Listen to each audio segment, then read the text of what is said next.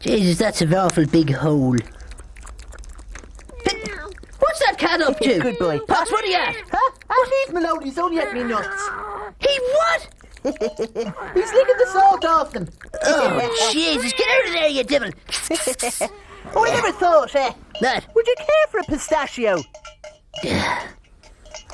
Oh, Jesus! I have to get that move fixed or move house or something. This is nothing compared to the misery of moving house. Let me tell you the true tale of the McCardles and the curse of Muff Cottage. I'm all ears, Podge. Well, there was Ardle McCardle, his wife Gimpna, and their new baby son, Urinal. That's a lovely name. They were trying to find a house in Dublin, Right. as Ardle had just been promoted to head office. Dublin! Where all the Dublin ponces live! And they wanted a house in either Ballsbridge or still Oregon. Oh, I always fancied the place in Rings End myself. Anyway, they had no luck as the property market had gone mental. So they were forced to look a little further out.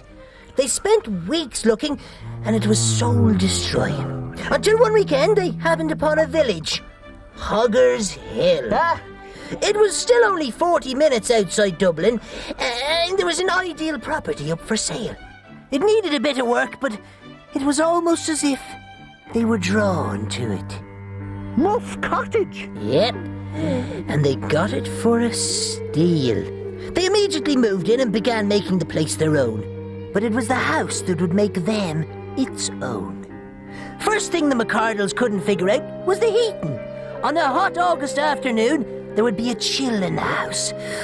And in the winter, it would be too hot to stay in. Well, that's strange, all right, but hardly life-threatening, Podge. That was only the beginning. How about the blood spurting from the taps, the plague of cockroaches, the mysterious shaking furniture, and the day they found little Urinal, who's not even walking, on top of the chimney pot. Jesus, did they not get the place exorcised? Oh, they tried to. They went to Father Flem, the local priest. Oh, I've been expecting you. There's nothing I nor God can do with that house. I'd leave now, if you can. I'd be out quicker than a hot snot. They got so spooked at the priest's words, they drove home and packed their bags. Urinal slept with his parents that night, as the house was colder than ever. They tried to ignore the sewage coming up through the floorboards, the incessant scraping and scratching coming from behind the walls. But at 2 a.m., everything went silent. Except for the baby monitor that Ardle had left plugged in, linked up to the nursery. And that was when the house spoke. What? Out of the baby monitor came an unholy guttural voice. You can never leave me.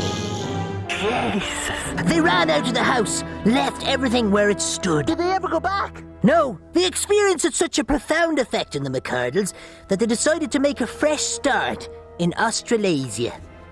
14 months had passed, Mrs. McCardle had gotten over her nervous breakdown, and Ardle had settled in nicely to a new job. Their new life was really shaping up, and they put the whole experience of Muff Cottage at the back of their minds.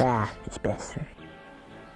They were enjoying a glass of wine one afternoon when little Urinal uttered his first words. You can never leave me!